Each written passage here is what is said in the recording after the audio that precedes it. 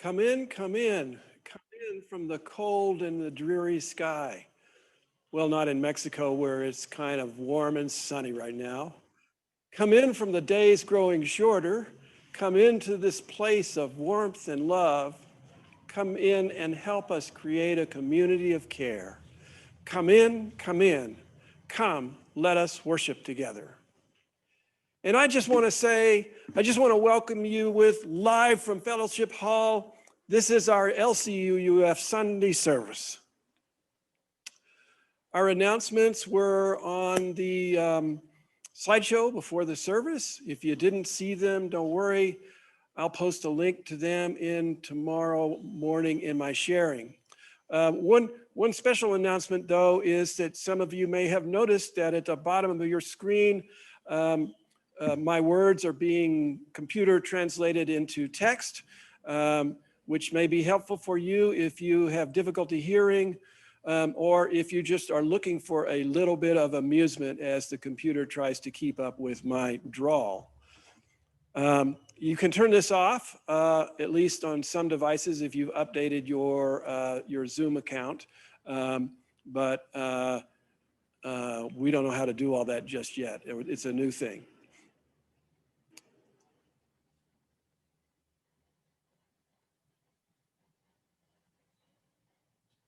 Chalice lighting words today are by the Reverend Gary Kowalski, who has spoken here a few times in the past. These words are meditation and are slightly modified. In this moment, as we approach the winter solstice with the glow of candlelight and starlight, we are able to look out upon the world, not with eyes of day, but with another kind of vision, the illumination of faith, not sight. A twilight where edges soften, the outlines begin to gentle, and the colors begin to fade. No more white or black, red or yellow, but one common race of mankind, and peace descends on all.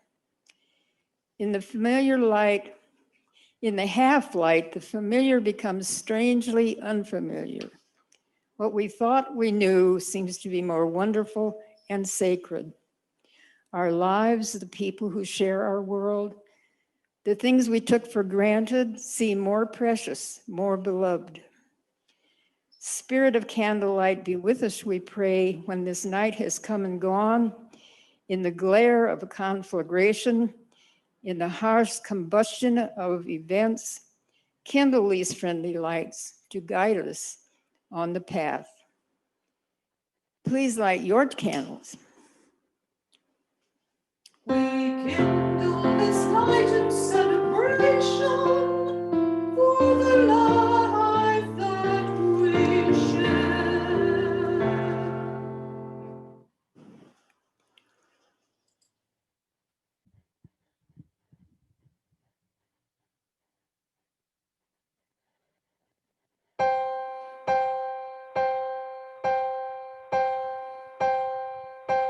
Some say love, it is a river that drowns the tender reed. Some say love, it is a razor that leaves your soul to bleed. Some say love, it is a hunger, an endless aching need. I say love, it is a flower, and you, it's only seed.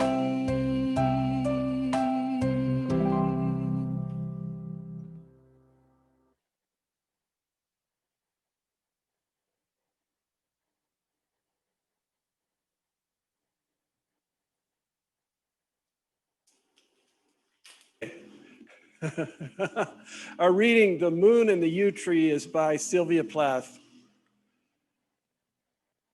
Esther and I will read this together. This is the light of the mind, cold and planetary. The trees of the mind are black. The light is blue. The grasses unload their grief on my feet as if I were God, prickling my ankles and murmuring of their humility. Fumy, spiritus mists inhabit this place separated from my house by a row of headstones. I simply cannot see where there is to get to. The moon is no door. It is a face in its own right, white as a knuckle and terribly upset. It drags the sea after it like a dark crime. It is quiet with the o-gape of complete despair. I live here. Twice on Sunday, the bells startle the sky. 8 great tongues affirm the resurrection. At the end, they soberly bong out their names. The yew tree points up. It has a Gothic shape. The eyes lift after it and find the moon. The moon is my mother. She is not sweet like Mary. Her blue garments are unloose small bats and owls. How I would like to believe in tenderness, the face of the effigy gentled by candles, bending on me, in particular its mild eyes. I have fallen a long way. Clouds are flowering blue and mystical over the face of the stars. Inside the church, the saints will be all blue, floating on their delicate feet over the cute, cold pews, their hands and faces stiff with holiness. The moon sees nothing of this. She is bald and wild, and the message of the yew tree is blackness, blackness and silence.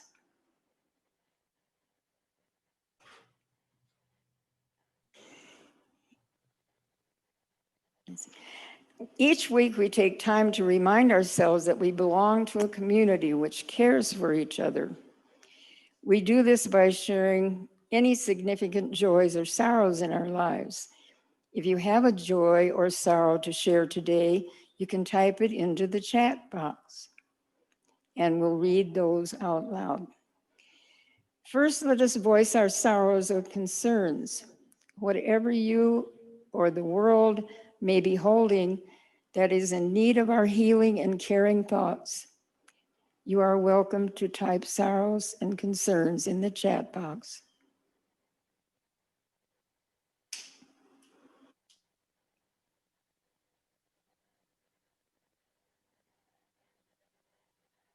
We have no sorrows or concerns in the chat box.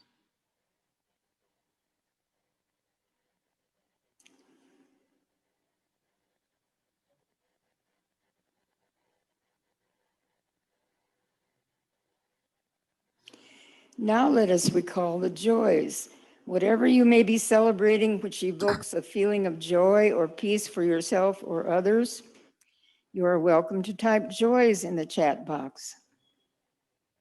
We have a joy from Liz Mulder, who says she is so happy to have seen on CNN this morning the large trucks filled with life-saving vaccines roll out, the first mass delivery in the United States. The Guadalajara reporter said that people over 60 will receive the vaccines in Mexico in February.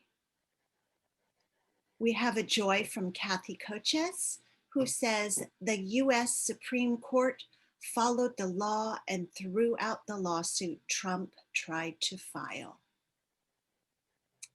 We have a joy from Bob Coches for Michael live streaming the great concert by the community orchestra yesterday. We enjoyed it so much. And Michael responds, you can watch the Lake Chapala Orchestra concert now on our Facebook page. Just search for Lake Chapala Community Orchestra on Facebook. Both Friday and Saturday concerts were streamed live on Facebook and are available to watch now. Enjoy. Robert and Kat Barnett share a joy of watching their son Sean get married this morning via Facebook in Houston to his lovely bride Rachel. Liz Mulder says, "Good job, Esther, with the reading in today's service." Hannah Frederick says, "Beautiful singing and music. Thank you." And Heather shares a joy of being so grateful this morning for a wonderful service every Sunday. And this is Colleen Beery, and I just want to share a joy of rain finally coming to the San Francisco Bay Area. We've sorely needed rain.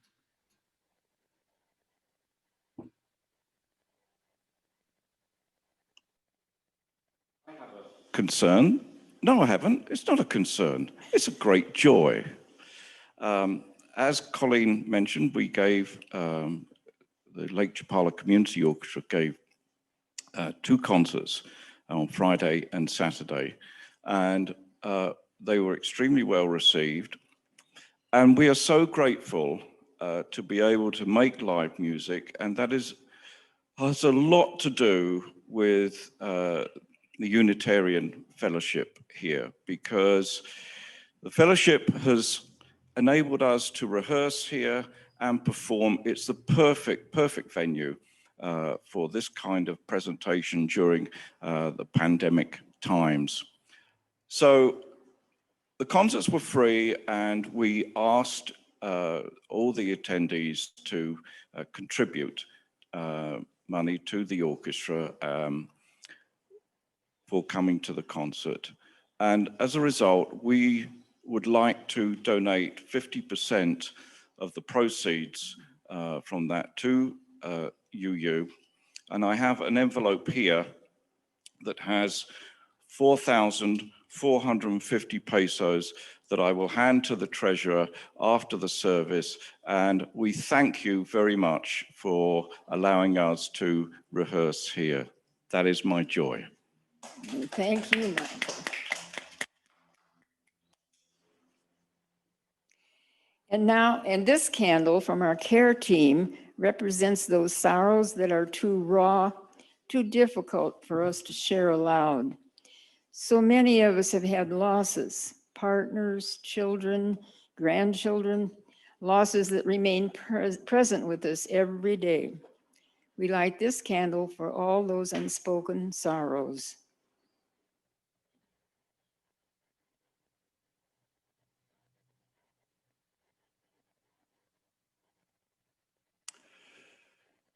A favorite preaching topic in Unitarian Universalist churches this time of year is to explore just enough church history to show that Christ wasn't born at Christmas time, and to show that in fact Christmas was established as a minor feast day in the early Christian church, primarily as a way to compete with the pagan winter solstice rituals such as Saturnalia.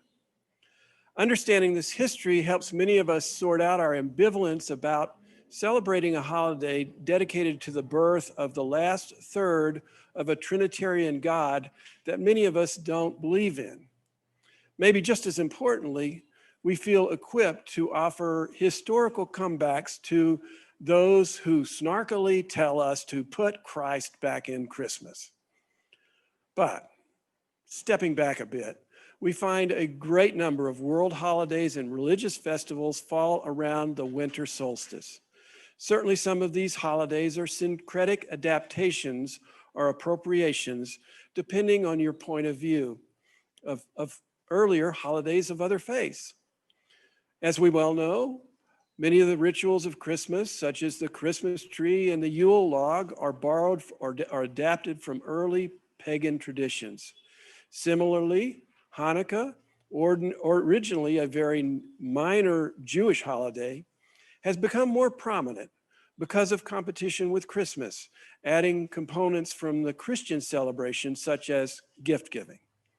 Kwanzaa, a relatively recently created African heritage holiday, draws ideas from Christmas, both Christmas and Hanukkah. A great many of these holidays include rituals that involve fire and light. Christmas obviously has its lights on trees and houses. Hanukkah has its menorah. Kwanzaa has its candles. And there's also the Persian holiday of Sadeh, when bonfires are lit to celebrate the defeat of the forces of darkness, frost, and cold. There's the Hindu holiday of Diwali, or Festival of Lights.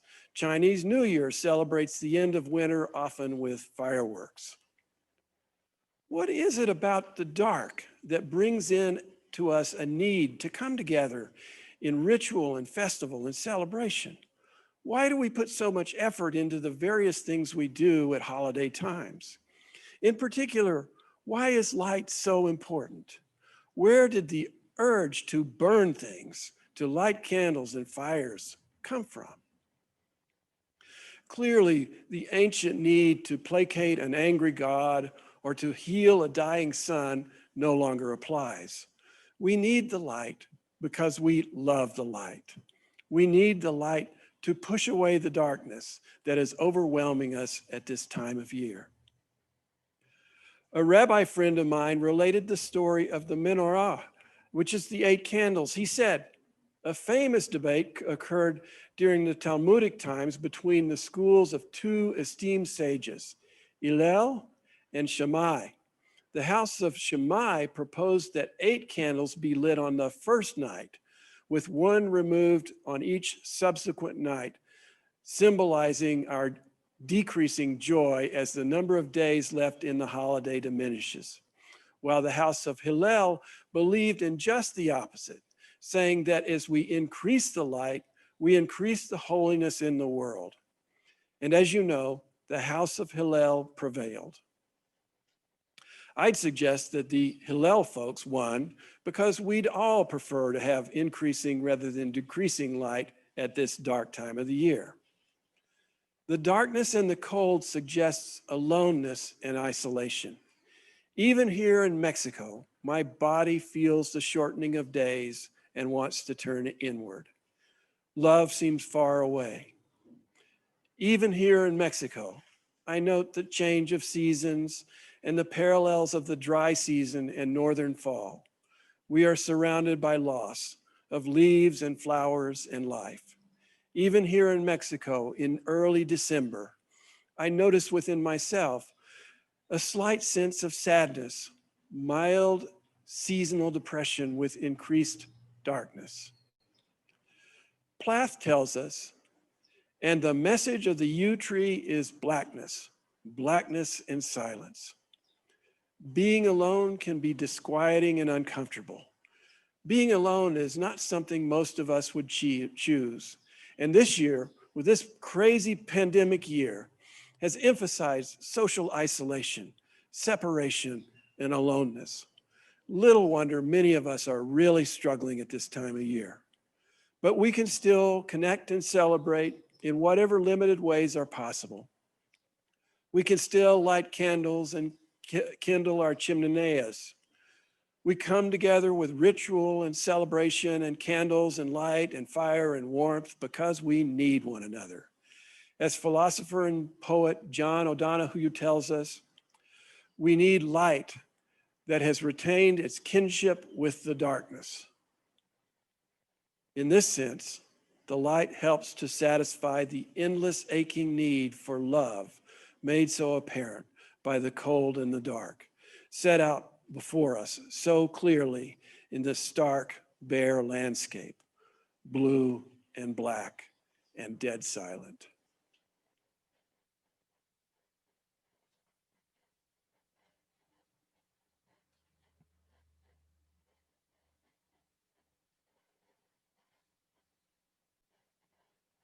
That fears breaking, that never learns to dance. It's the dream, afraid of waking, that never takes a chance. It's the one who won't be taken. cannot seem to give, and the soul afraid of dying that never learns to live.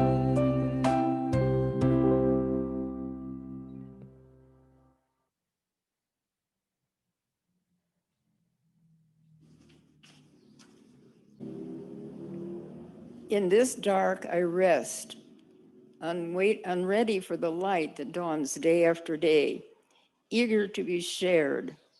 Black silk shelter me.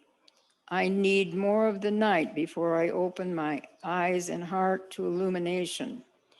I must still grow in the dark like a root, not ready at all.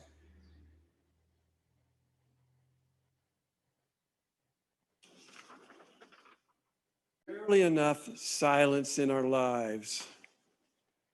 Perhaps we are too busy for silence. Perhaps we are afraid of what we might discover. Today we will give silence its place. Today our meditation will include several minutes of silence, a luxury in this far from silent world. Let us pause to listen to the unheard world.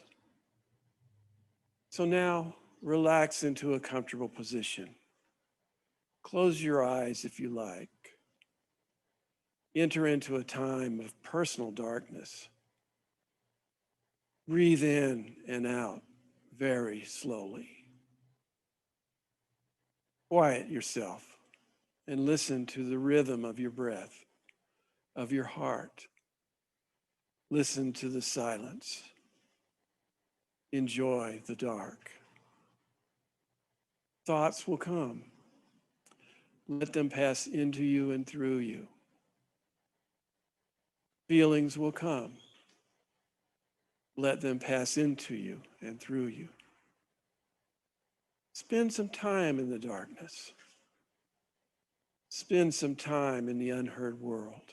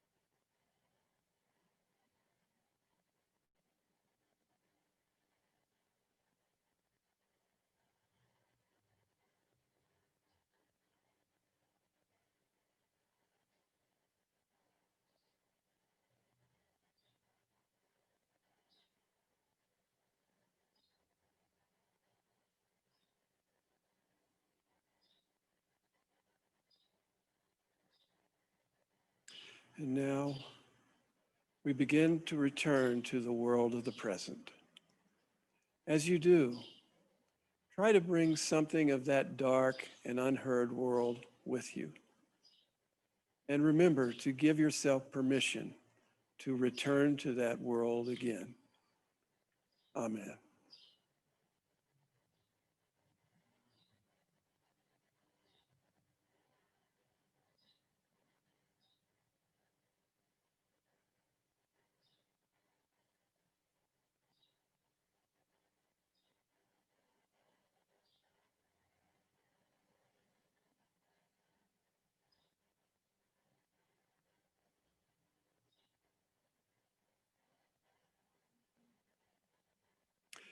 In the Christian tradition, Advent is a time of waiting, an expectant waiting and preparation for Christmas itself. Today, we're talking of waiting in a larger and more general sense. This waiting involves turning inward. Are we willing to wait in the dark and the silence, especially this year? Are we willing to live with the discomfort that isolation may bring? Now, many of us see waiting as pointless, as wasted time. Some of us may have had a reaction to that meditation, seeing it as a rather pointless activity. Novelist Sue Monk Kidd writes in her book, When the Heart Waits, she says, the tendency is to see that waiting time as a wasteland of minutes, hours, and days, all heaped up like junk cars. We go on and on, waiting for the next happening in life, hurrying toward it, trying to make it happen. We live from peak event to peak event, from brightness to brightness, resisting the flat terrain of ordinary time, the in-between time. This is Matt. But the dark calls us with a different truth. The dark times invite us to turn in, to spend time with our inmost selves. We often find that our choices of doing are limited, and so we must wait. We resist the waiting, not only because it feels unproductive, but because it may take us to inward places that we don't want to go. We may turn up something uncomfortable, something that we don't want to hear. We may recover old and painful memories. We may learn things about ourselves that we'd prefer not to know. We may realize that the life we thought we lived is not, in fact, the life that we really lived, that we are different persons from what we thought we were. Yes, the waiting, the in-between time can be challenging. But the mystics and the sages and the artists all teach us of the value of waiting. The inward path that waiting brings may offer the potential for great insight and self-discovery. The poet Rainer Maria Rilke sums this up most wonderfully in one of his several letters to a young poet. He says, "You ask whether your verses are good. You ask me. You have asked others before. Now, since you have allowed me to advise you, I beg you to give up all of that. You are looking outward, and that above all, you should not do right now. No one can counsel and help you. Nobody. There is only one single way. Go into yourself. Search for the reason that bids you to write. Find out whether it is spreading out its roots into the deepened places of your heart. Acknowledge to yourself whether you would have to die if you were denied to write. Delve into yourself for a deep answer. And if it should be affirmative, if you may meet this earnest question with a strong and simple, I must, then build your life according to this necessity. But perhaps after this descent into yourself and into your inner solitude, you will have to give up becoming a poet. But even this inward searching which I ask of you will not have been in vain. Your life will in any case find its own ways thence. And they may be good, and that they may be good, rich and wide, I wish you more than I can say."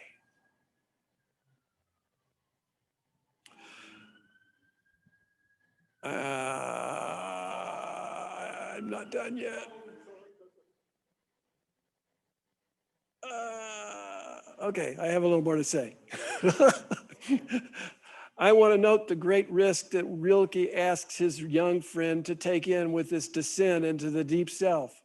He is asking him to perhaps give up his art, his whole identity if necessary. Yes.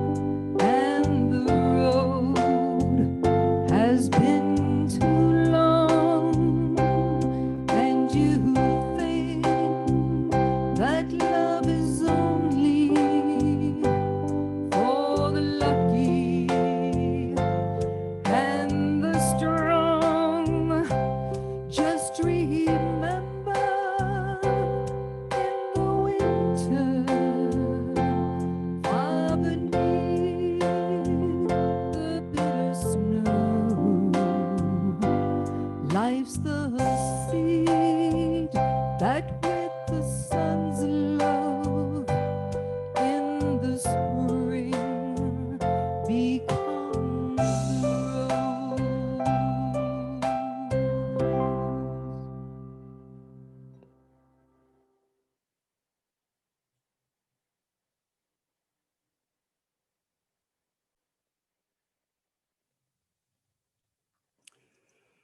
Our reading is Wean Yourself by Rumi. This is a translation by Coleman Barks. Little by little, wean yourself. This is the gist of what I have to say. From an embryo whose nourishment comes in the blood, move to an infant drinking milk, to a child on solid food, to a searcher after wisdom, to a hunter of more invisible game. Think about how it is to have a conversation with an embryo. You might say, the world outside is vast and intricate. There are wheat fields and mountain passes and orchards in bloom. At night, there are millions of galaxies, and in sunlight, the beauty of friends dancing at a wedding. You ask the embryo why he or she stays cooped up in the dark with eyes closed. Listen to the answer. There is no other world. I only know what I've experienced. You must be hallucinating.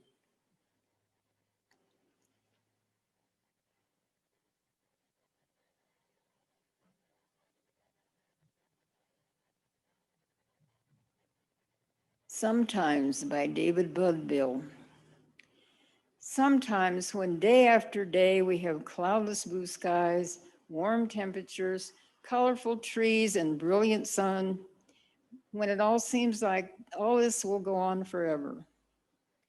When I harvest vegetables from the garden all day, then drink tea and doze in the late afternoon sun, and in the evening one might make pickled beets and green tomato chutney, and the next red tomato chutney. And the day after that, pick the fruits of my ardor and make grape jam. When we walk in the woods every evening over fallen leaves, through yellow light, when nights are cool and days warm, when I'm so happy I'm afraid I might explode or disappear or somehow be taken away from all this. At those times, I feel so happy and good, so alive, so in love with the world, with all my sensuous, beautiful. Suddenly, I think about all the suffering and pain in the world, the agony and dying. I think about all those people being tortured right now in my name. But I feel happy and good, alive and in love with the world and with my lucky, guilty, sensuous, beautiful life, because I know in the next minute or tomorrow, all this may be taken from me. And therefore, I've got to say right now what I feel and know and see. I've got to say right now how beautiful and sweet this world can be. Our hymn is the Christmas carol, Once in David's Royal City. The lyrics are originally by the Irish poet Cecil Francis Alexander, but they have been recast by a UU minister and hymnodist, Carl Seberg.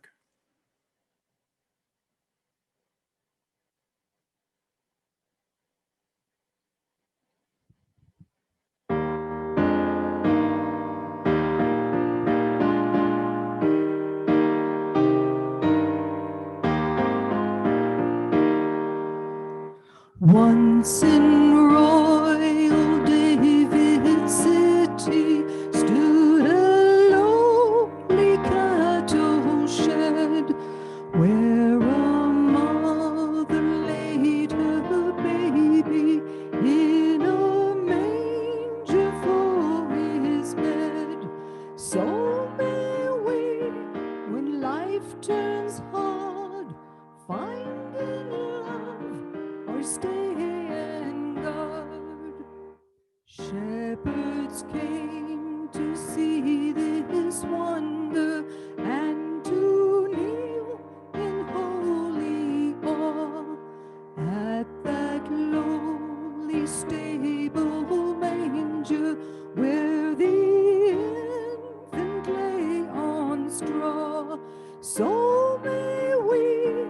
is happy born on every child that's born.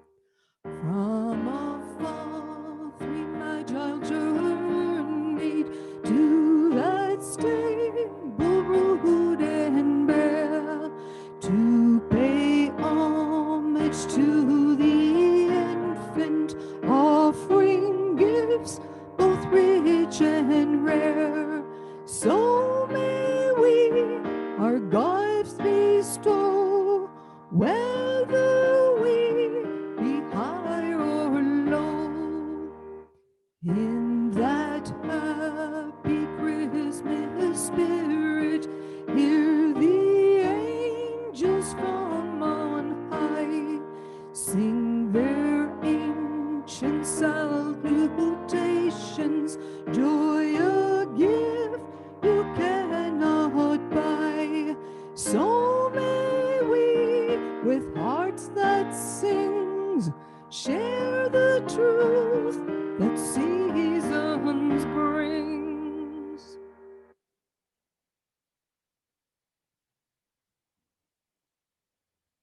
If we are riding the wave of the seasons, we begin to notice leaving the time of darkness, that a time of light comes. For me, this is usually in early January when I gladden myself as I begin to notice the subtle lengthening of the days. In our animal selves stirs a sense of the coming of the spring with its hope that the seed will become the rose. With the light comes a kind of awakening, possibly. We may find ourselves at a decision point. We may wish to remain cooped up in the dark with eyes closed like the embryo, clutching to our limited past understanding. There is no other world. I only know what I've experienced. Or perhaps that awakening stirs in us and we emerge into another world, a world made new to us, a world made different, not because it changed, but because we were changed by our time in the dark. The light is different now. A few summers ago, I had a chance to spend a week at Star Island, a UU retreat center off of the Maine coast. While the focus of this week was ministry, I also had a chance to learn a little bit about taking photographs. And by doing this, I learned how important the light is in this process. I learned that the quality of the morning light is different from the light of any other time of the day, somehow clearer, warmer, bringing out subtle color and shadow. And this is why so many photographers begin their work in the early morning. After the time of darkness, the light comes, but it is different. After a time of loss or grief or isolation, we may be restored, but our inner light is different. I've talked with numerous people who've suffered major illnesses, financial losses, divorce, depression, and many of them, not all, say something like this: I wouldn't wish my experience on anyone, yet in some ways I'm grateful for having had that experience in my life. I related one such story the last time I spoke here 2 weeks ago about a young woman with depression. With such experience comes a sense of resilience and inner strength, the understanding that they can survive, come what may. At the same time comes a deep, abiding awareness of how fragile life is, its preciousness, and the impermanence of one's own situation. Now, sometimes after the waiting, the light comes, but in a flash, as it were, in a moment. Consider the song we've been using through the service, The Rose. Amanda McBloom, the songwriter, tells of driving down the freeway and hearing a song about love on the radio. She realized she disagreed with the song and began to think. She says, as I continued to drive down the road, a thought came. What then do I think love is? Suddenly, it was as if someone had opened a window in the top of my head. Words came pouring in. I had to begin reciting them to myself as I drove faster and faster towards home so that I wouldn't forget them. I screeched into the driveway, ran into the house, past various bewildered dogs and cats and husbands, and sat down at the piano. 10 minutes later, the rose was there. Whether the awakening to the light comes slowly or in a flash, it is still real and noticeable if we know how to look at it. For many, with the light, there comes a new way of seeing the world, perhaps a sense of the interconnectedness of all things. In such seeing, one learns that opposing and contradictory feelings can coexist in a composite of awesome intensity. We find a sense of acceptance with what is, whether good or bad. As the poet David Budbill tells us, I think about all those people being tortured right now in my name, but I still feel happy and good, alive and in love with the world and with my lucky, guilty, sensuous, beautiful life. Budbill is alive to the present moment, yet still he reminds himself of his impermanence. I know that in the next minute or tomorrow, all this may be taken from me. And therefore, I've got to say right now what I feel and know and see. I've got to say right now how beautiful and sweet this world can be. May this be so true. Amen, and blessed be.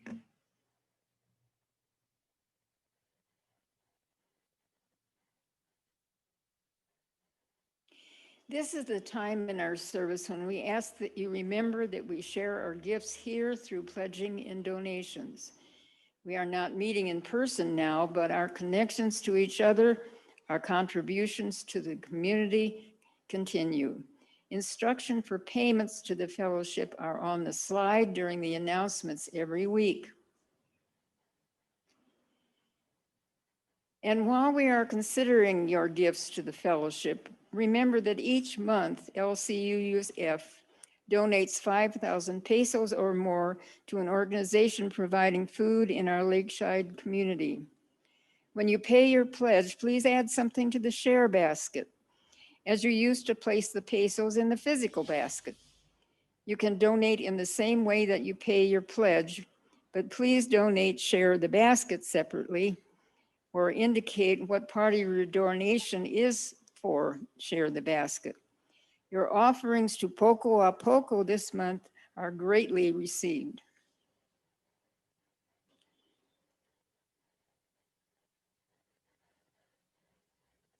Let us extinguish our chalice with these words, which we read together.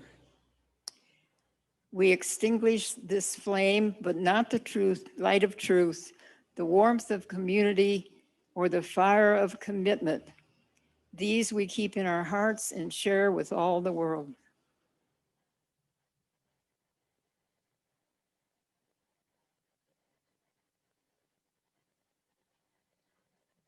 From the words of May Sarton, help us to be the always hopeful gardeners of the Spirit, who know that without darkness, nothing comes to birth, as without light, nothing flowers.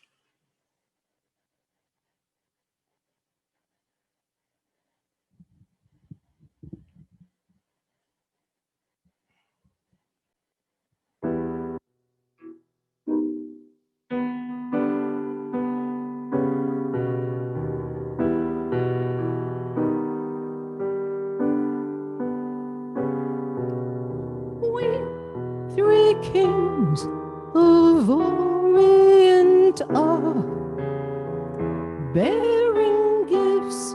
We traverse afar, field and fountain, moon and mountain, following younger star. Oh, star of the one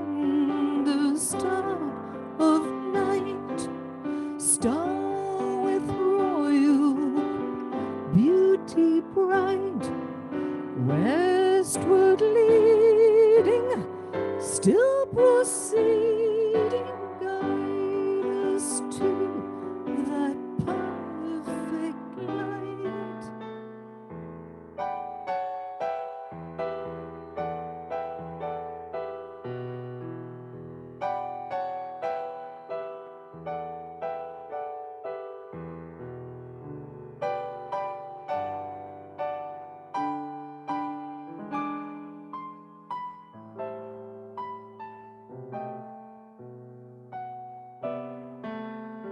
Oh, star of wonder, star of night, star with royal beauty bright, where